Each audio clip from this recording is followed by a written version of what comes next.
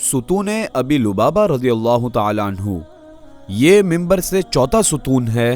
اس نام کا قصہ یہ ہے کہ جب نبی اکرم صلی اللہ علیہ وآلہ وسلم نے بنو قریظہ یہودیوں کی غداری کی وجہ سے ان کا محاصرہ کیا تو یہودیوں نے حضور صلی اللہ علیہ وآلہ وسلم کو عرض کیا کہ ابو لبابہ رضی اللہ تعالیٰ عنہ کو ہمارے پاس بھیج دیں، ہم ان سے مشورہ کرنا چاہتے ہیں۔ جب وہ گئے تو یہودیوں نے پوچھا، ابو لبابہ تمہارا کیا خیال ہے کہ ہم محمد صلی اللہ علیہ وآلہ وسلم کا فیصلہ تسلیم کر لیں؟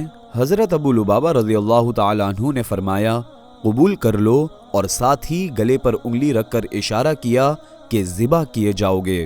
یہ کہتے ہی ابو لبابہ رضی اللہ تعالیٰ عنہ کو احساس ہوا کہ باخدا اس راز کا فاش کر کے میں تو اللہ اور اس کے رسول صلی اللہ علیہ وآلہ وسلم کے ساتھ خیانت کا مرتکب ہو گیا ہوں۔ یہ سوچ کر آقا صلی اللہ علیہ وآلہ وسلم کی خدمت اقدس میں آنے کی ہمت نہ ہوئی اور سیدھے آ کر اپنے آپ کو مسجد نبوی شریف کے اس ستون سے باندھ لیا اور فیصلہ کیا کہ اب اس جگہ سے نہیں ہٹوں گا اور کھانا نہیں کھاؤں گا تا آ کے یہی مر جاؤں۔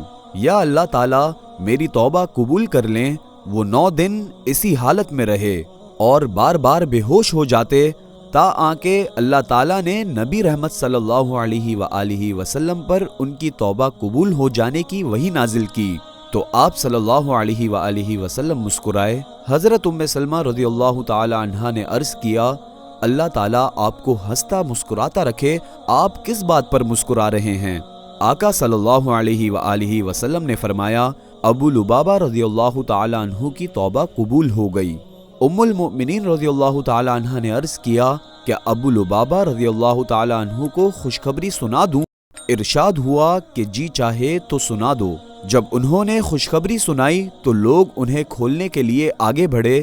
حضرت ابو لبابہ رضی اللہ تعالی عنہ نے فرمایا، باخدا تم نہیں بلکہ اللہ کے رسول صلی اللہ علیہ وآلہ وسلم اپنے دست مبارک سے مجھے کھول لیں گے۔ پھر جب آپ صلی اللہ علیہ وآلہ وسلم آئے تو انہیں کھولا۔ حضرت ابو لبابہ رضی اللہ تعالی عنہ نے عرض کیا، آقا میں نے نظر مانی ہوئی ہے کہ اپنا سارا مال صدقہ کر دوں۔ آپ صلی اللہ علیہ وآلہ وسلم نے ارشاد فرمایا، تیسرا حصہ صدقہ کر دو۔